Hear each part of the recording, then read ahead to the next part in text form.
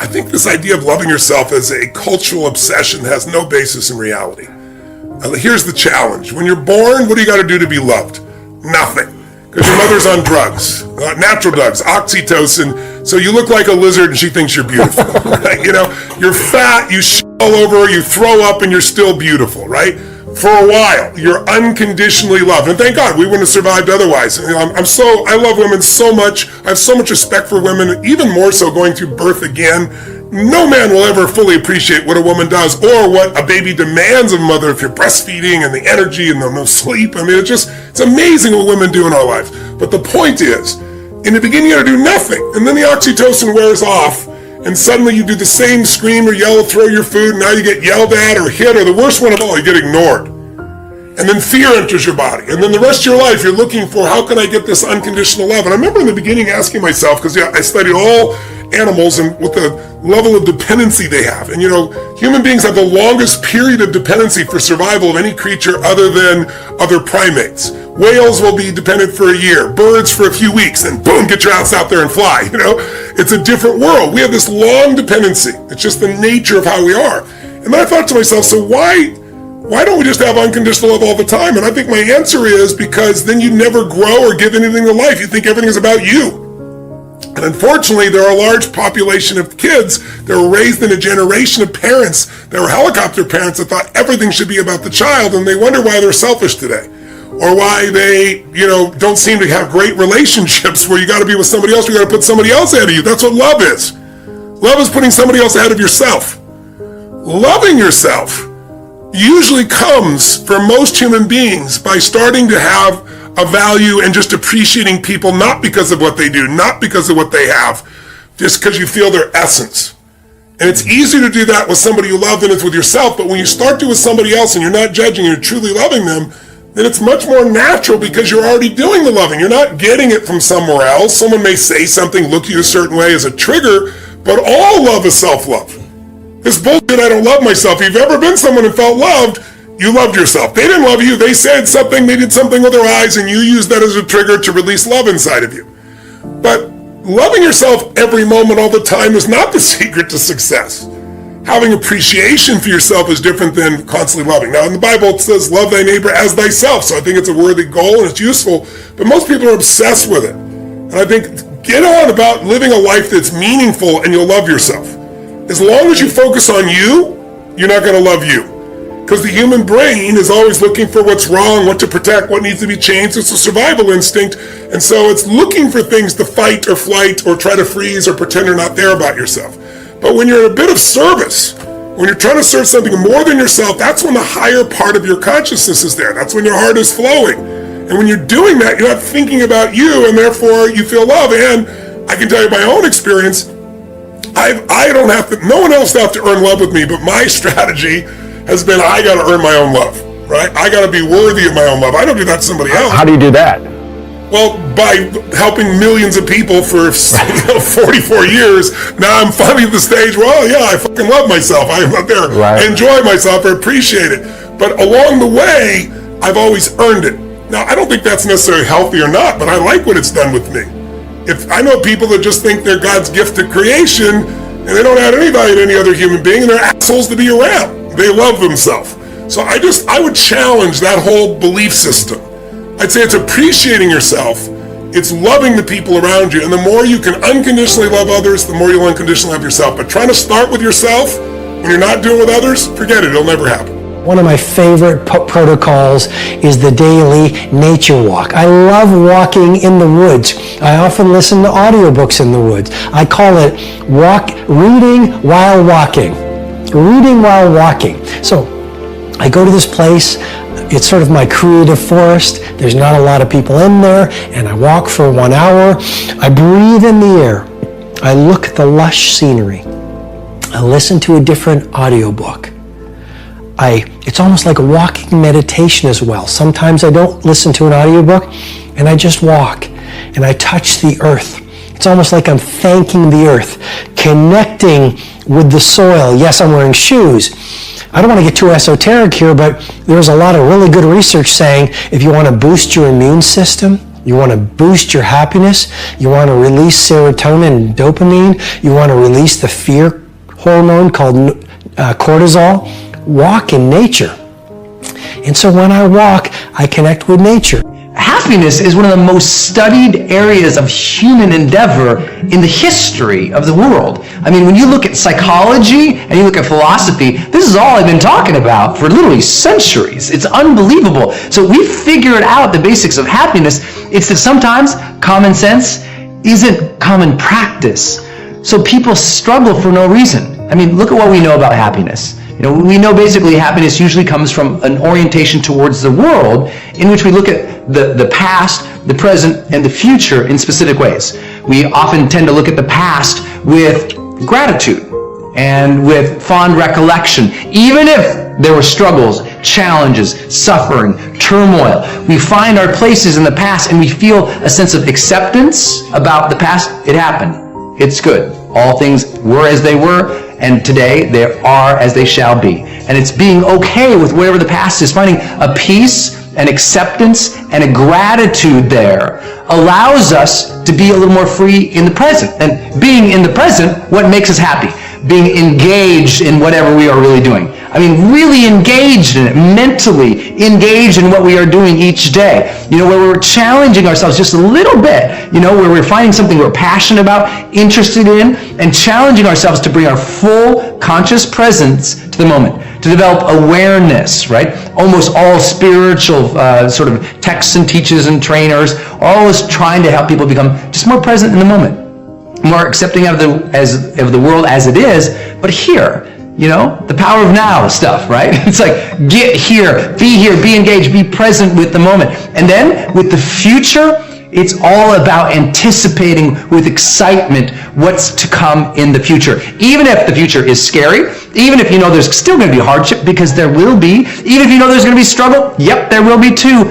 But finding your marks, what are you excited about for tomorrow? And if you can't find anything to be excited about tomorrow, that has nothing to do with the reality of tomorrow. It has to do with your mindset. You've poisoned yourself in pools of pessimism for so long that you've drowned yourself of hope. That you've forgotten that there is magic to life, that there is something tomorrow. You could find something. Even if tomorrow you're just going to say, you know what? Tomorrow I'm going to get up, I'm going to feel better. Just going to decide to be. Be excited about that. Tomorrow I'm going to go do something nice for somebody. Tomorrow I'm going to get focused into this one project I've been waiting to do. Tomorrow I'm going to make the damn bed. Whatever it is, find something to be excited about for tomorrow. That's the basics of everything we know about your emotional world and your mental world of happiness. So simple, right? Be accepting and at peace with the past. Be present and engaged here in the present, and be excited. Anticipate something for the future. So me and Jada was reflecting about love. And I asked her, I said, what did she think was, one of the biggest revelations that she had about love? She said that you cannot make a person happy. And I thought that was a real deep idea. You can make a person smile, you can make a person feel good, you can make a person laugh, but whether or not a person is happy is deeply and totally and utterly out of your control. I remember the day I retired. I literally said to Jada, that's it. I retire. I retire from trying to make you happy. I need you to go make yourself happy and just prove to me that it's even possible. And after we cracked the hell up, we started talking about, we came into this false romantic concept that somehow when we got married that we would become one. And what we realized is that we were two completely separate people on two completely separate individual journeys, and that we were choosing to walk our separate journeys together. But her happiness was her responsibility, and my happiness was my responsibility. And we decided that we were going to find our individual, internal, private, separate joy. And then we were going to present ourselves to the relationship and to each other already happy, not coming to each other begging with our empty cups out, demanding that she fill my cup and demanding that she meet my needs. Unfair, and it's kind of unrealistic and can be destructive to place the responsibility for your happiness.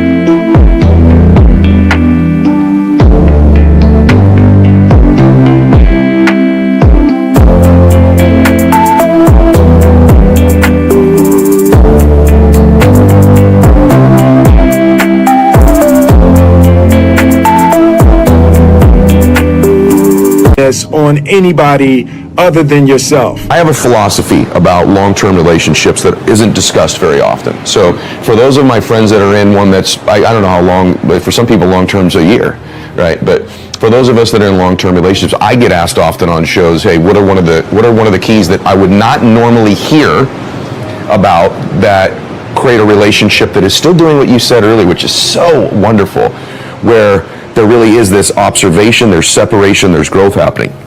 And so there's all these things they say in the long term. Be honest with one another, be trustworthy, make sure you're communicating. One of the things that I find with my friends and I who have had long-term, really good relationships is physical intimacy still. And real attraction to one another physically. If everyone says, I want to marry my best friend, which you do, but you have a lot of friends, and you don't need to be married to all of them. And one of the things I see in relationships is they start out where there's this physical chemistry, and I know relationships ebbs and flow. I'm not just talking about sex. I'm referring to physical touching and intimacy. When I was dating Christiana, her dad was older than her mother, and it was his second marriage. His first wife had died of cancer. And oftentimes in second marriages, I see people kind of know the second time around, maybe the mistakes they made the first time. In his case, his wife had actually passed away. But when I would date her, I would often pick her up. And when you'd walk up to their home, their front door,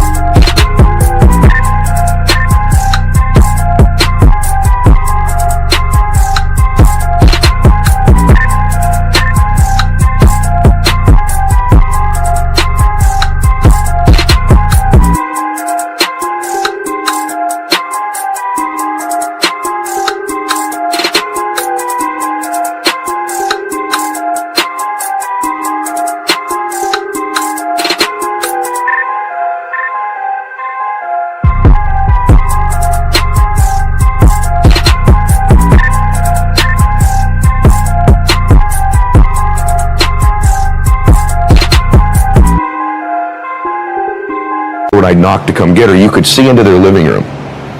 And my family didn't have this. My parents have their own dynamic. But I would go to the front door, and more times than not, Matthew, more times than not every time, on a Saturday night I'd come to pick up my girlfriend for a date, I could look into the living room and the TV would be off. I get emotional because he's passed away, but they'd be slow dancing. Wow. And at an advanced age. Wow. They just slow dance in the living room together. Now, I don't know if that led to more than that in the bedroom afterwards, but they had real physical intimacy. They weren't just friends. They were lovers in every sense. Physical lovers. That doesn't always necessarily mean, but people ask me, what's one of the keys to a relationship? Physical intimacy. It's a box you better be checking. There's got to be that touching and that physical attraction to have a passionate relationship. And I reached a point senior year when my adjustment felt like me. I had actually convinced myself that I was this person and she me. Pretty, talented, but not stuck up. You know, a girl who laughed a lot at every stupid thing every boy said, and who lowered her eyes at the right moment and deferred, who learned to defer when the boys took over the conversation. I really remember this so clearly.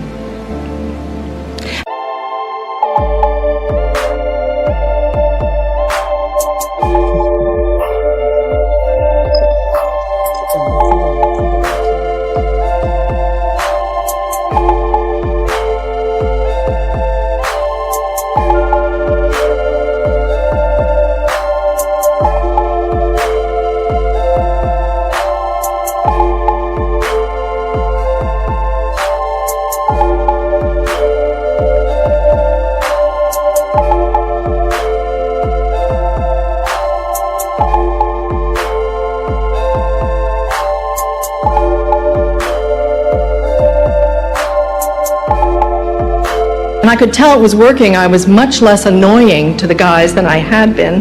They liked me better, and I liked that.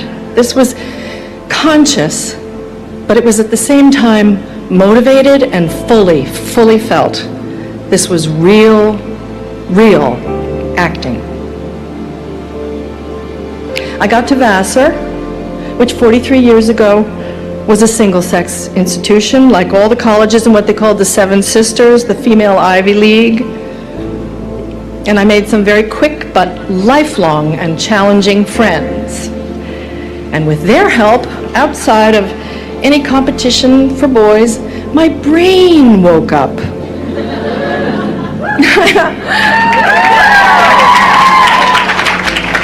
I got up and I got outside myself, and I found myself again. I didn't have to pretend. I could be goofy, vehement, aggressive, and slovenly, and open, and funny, and tough, and my friends let me.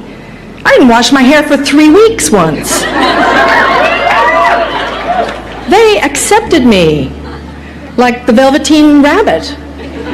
I became real instead of an imaginary stuffed bunny.